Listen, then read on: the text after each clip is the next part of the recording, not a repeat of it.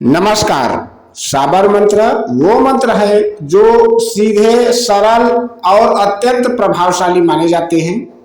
अक्सर कहा जाता है कि किसी भी मंत्र की सिद्धि के लिए गुरु का होना अनिवार्य है, लेकिन क्या हो अगर आपके पास कोई गुरु ना हो? क्या आप फिर भी साबर मंत्रों की शक्ति को जागृत कर सकते हैं?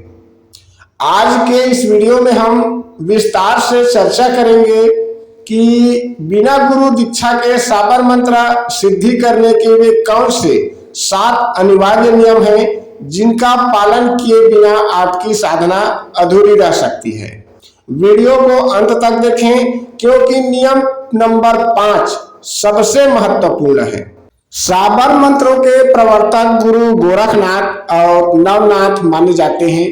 ये मंत्र ग्रामीण भाषाओं में होते हैं और इनका अर्थ स्पष्ट न होते हुए भी ये अचूक काम करते हैं।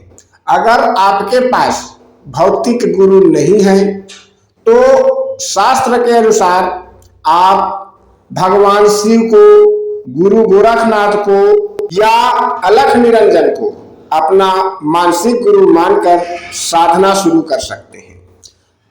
साधना शुरू करने से पहले भगवान शिव के मंदिर में जाकर के उनसे अनुमति मांग लें और ओम नमः शिवाय का या गुरु गोरखनाथ के नाम का एक माला जाप कर ले। हाथ में जल लेकर के संकल्प के रूप में आप मंत्र का जप कर सकते हैं और उन्हें गुरु मान सकते हैं। नवनाथों ने जो मंत्र बतलाए हैं वो हिंदी भाषा में हैं, लेकिन जो क्षेत्रीय भाषा के मंत्र हैं उसे उसी क्षेत्र के सिद्ध गुरुओं ने बनाए हैं तथा पहले के जो गुरु होते थे उन्हें निश्चित ज्ञान होता था कि इस मंत्र को इतना बार जपने से सिद्धि हो जाएगा। पहले के गुरुओं को मंत्र बनाने का ज्ञान था कि कितना शब्द डालें, कैसा डालें और कितने बार जपेंगे तो वह अमुक ग्रह से जाकर के वापस आएगा और हमें सिद्धि प्रदान करेगा। मान लीजिए कोई हनुमान जी से संबंधित मंत्र है तो उस मंत्र को अगर हम जैसे 108 बार जपने के लिए कहा गया है और अगर 108 बार जपते हैं तो वह जप मंगल ग्रह तक जाता है और ग्रह तक जाने के बाद वापस आता है, आने से हमको सिद्धि मिलता है। इस प्रकार से पहले के गुरुओं को ज्ञान था। जैसे अब के कोई व्यक्ति शायरी बना सकता है, गाना बना सकता है, लेकिन श्लोक नहीं बना सकता, चौपाई नहीं बना सकता, दोहा, सोठा, छंद इत्यादि नहीं बना सकते। उसी तरह अब के लोग जो है उनको ज्ञान नहीं है, लेकिन पहले के लोगों को था जो मंत्र एकदम विधि पूर्वक अच्छे से बना लेते थे और वो मंत्र सच में कार्य करता था, कार्य करता है। फटाफट हम उन नियम की बात कर लेते हैं जिससे आप बिना गुरु के मंत्र को सिद्ध कर सकते हैं। पहला है अड़िग विश्वास। आप बिल्कुल एकदम विश्वास के साथ, साबर मंत्र तर्क पर काम नहीं करता भाई, भरोसे पर चलता है। इसमें दुहाई दी जाती है, जैसे लोहा चमारी की आन, हनुमान जी की दुहाई। अगर आपके मन में थोड़ा सा भी संदेह है तो मंत्र जो है बिल्कुल कार्य नहीं करेगा। और दूसरा नियम है उच्चारण की शुद्धता। साबर मंत्र में तोड़ मरोड़ नहीं करना चाहिए। वे जैसे हैं वैसे ही उनको बोलिए। इनका व्याकरण नहीं है, इनका भाव और ध्वनि नहीं। और तीसरा नियम है जगह और शुद्धि। साधना का स्थान एकांत होना चाहिए। साधना के दौरान ब्रह्मचर्य का पालन होना चाहिए और सात्विक भोजन तो बिल्कुल अनिवार्य ही है। बिना गुरु के साधना में ऊर्जा बहुत तीव्र होता है, जिसे संभालने के लिए शरीर को शुद्ध होना जरूरी है। हालांकि मंत्र सिद्धि के लिए आप शमशान घाट का भी प्रयोग कर सकते हैं, लेकिन शमशान घाट जैसे अशुद्ध जगह है, लेकिन इससे कोई फर्क नहीं पड़ेगा। शुद्ध आपको होना है। आप किसी सिद्ध देवी के मंदिर में या शमशान घाट में अगर कोई व्यक्ति मंत्र जप करता है तो वह निश्चित तौर पर सिद्धि हो जाती है। बात करते हैं चौथा नियम की। चौथा नियम है पूर्ण गोपनीयता। साबर मंत्र की साधना जो आप कर रहे हैं उसके बारे में किसी को ना बताएं। यहां तक कि सिद्धि मिलने के बाद भी इसका दिखावा बिल्कुल न करें। गोपनीयता अगर भंग हो जाता है तो मंत्र की शक्ति कम हो जाती है या क्षीण हो जाती है।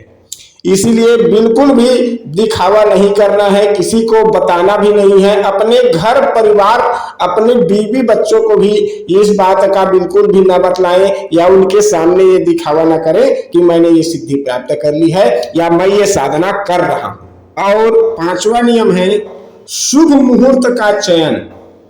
अगर आप बिना गुरु की साधना कर रहे हैं तो इसे किसी विशेष मुहूर्त में शुरू करें, जैसे दिवाली, होली, ग्रहण, नवरात्रि, दशहरा, हरियाली अमावस्या। इन दिनों में वातावरण में इतनी ऊर्जा होती है कि एक सामान्य साधक भी मंत्र को जल्दी से सिद्ध कर लेता है। 6वां नियम है आत्मरक्षा कवच। अब जो व्यक्ति शुरुआत से साधना करना प्रारंभ करेगा उसके पास तो कोई ऐसा मंत्र सिद्ध नहीं होगा जिससे वो अपना आत्मरक्षा कर सके। तो इसके लिए हनुमान कवच है, माँ दुर्गा कवच है, ऐसे कवच का पाठ कर सकता है। हनुमान चालीसा है, बजरंग बाण है, हनुमान अष्टक है। इन सब से वो अपना आत्मरक्षा कवच बना करके साधना के लिए बैठे, क्योंकि गुरु के बिना साधना में कई बार नकारात्मक शक्तियां बाधा डालती है। इसीलिए मंत्र जाप से पहले अपने चारों ओर जल से या मानसिक रूप से एक घेरा, जिसे सुरक्षा घेरा बोल सकते हैं, हनुमान चालीसा का जाप करते हुए एक घेरा बना ले और लाइन खींच ले या जल से लाइन खींच ले और उसके अंदर में बैठ करके मंत्र का जप करें। इसे आप प्रोटेक्शन सर्कल भी बोल सकते हैं। और 7वां नियम है भोग और आभार। साधना पूरा होने के बाद में जिस देवता का आप मंत्र जप कर रहे हैं उस देवता को धूप, दीप, बतासा इत्यादि का भोग आप जरूर लगाएं। यह आपकी कृतज्ञता दर्शाता है और मंत्र की शक्ति को स्थिर करता है। बिना गुरु के साधना कठिन जरूर है लेकिन असंभव नहीं है। अगर आपकी भक्ति सच्ची है और आप इन नियमों का कड़ाई से पालन करते हैं तो गुरु गोरखनाथ स्वयं आपका मार्गदर्शन करेंगे। और इस बात को याद रखें कि मंत्र का प्रयोग कभी भी किसी का बुरा करने के लिए नहीं करना है, नहीं तो इसका परिणाम आपको ही झेलना पड़ेगा। अगर आपको यह जानकारी उपयोगी लगा है तो वीडियो को लाइक कर देना, कमेंट में जय गुरु गोरखनाथ लिख देना। अपनी साधना से जुड़ा हुआ और कोई सवाल है तो वो भी कमेंट बॉक्स में लिख देना। और जय गुरुदेव, जय महादेव पार्वती। मिलते हैं अगले वीडियो में, तब तक के लिए शुभकामनाएं।